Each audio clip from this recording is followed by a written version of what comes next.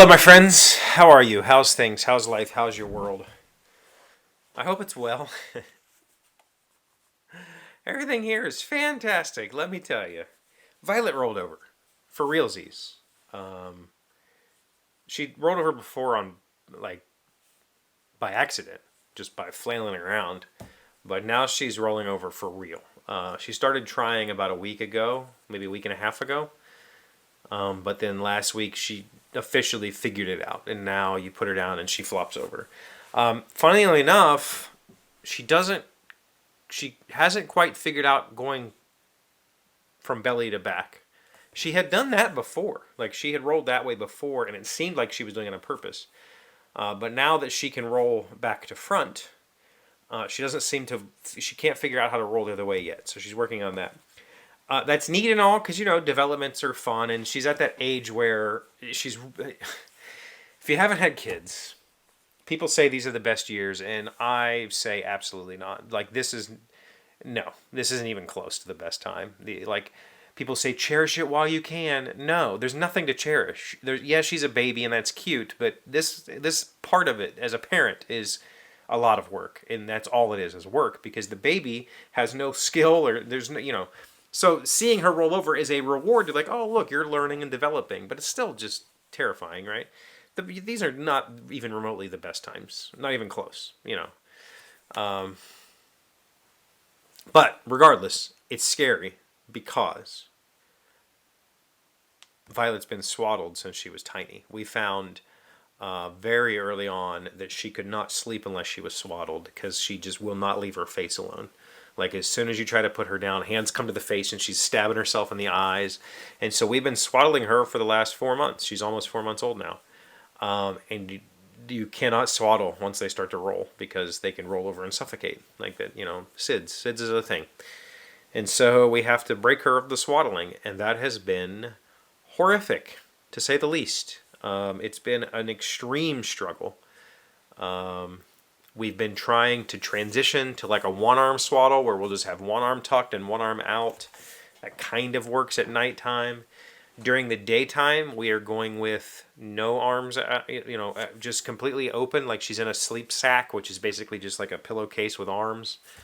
You can't have blankets in the crib or anything like that because she could, again, roll over and suffocate. So putting her down for a nap has turned into, we kind of have to... I want to say we're doing cry it out, but not in any, not like the mean just leave you until you fall asleep, cry it out. We're doing the like putting her down while she's awake. Like we want her to be fully drowsy and ready to go to sleep. We put her in the crib, we stand there for a little while, we pat her, whatever. She closes her eyes, we leave. If she starts crying, fine. We come back in a few minutes, check on her, try to get her to calm down. Once she calms down, we leave again. And that's been 4 days of that or 5 days. I don't know. It's been a lot of that. And it's just been a complete struggle. It's been such a struggle. Night times aren't going great. She's been, for the first couple of nights, she was waking up every hour. Last night, though, she slept almost 10 straight hours. It was like 9 hours and 58 minutes. Like it was 10 straight hours she slept last night, which is amazing. And I think that's part of it was just because how tired she was from not...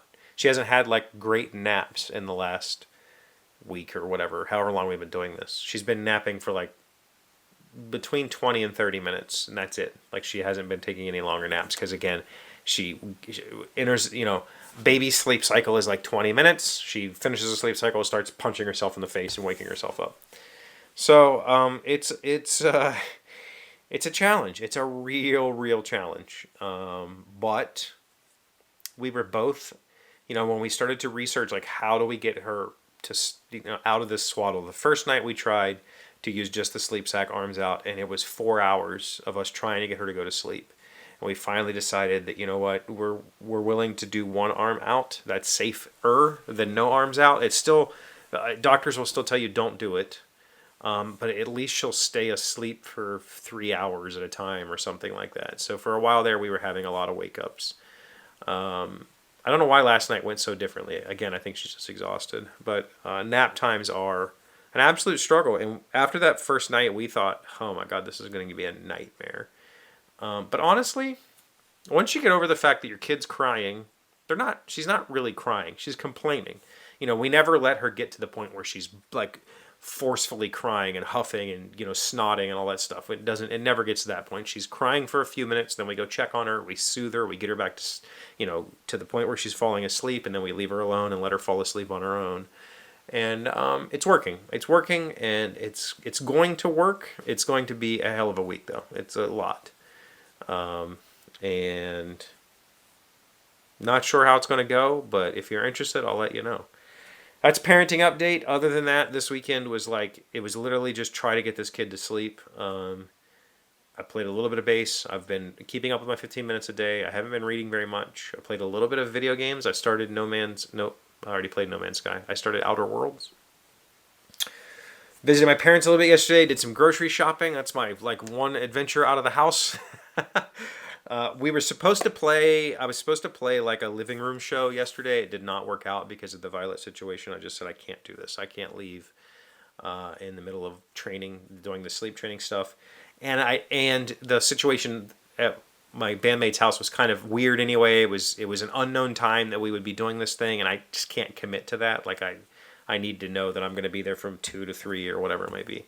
So no show. That's okay. We're going to probably, once we find a drummer, we're going to start posting for a drummer very, very soon.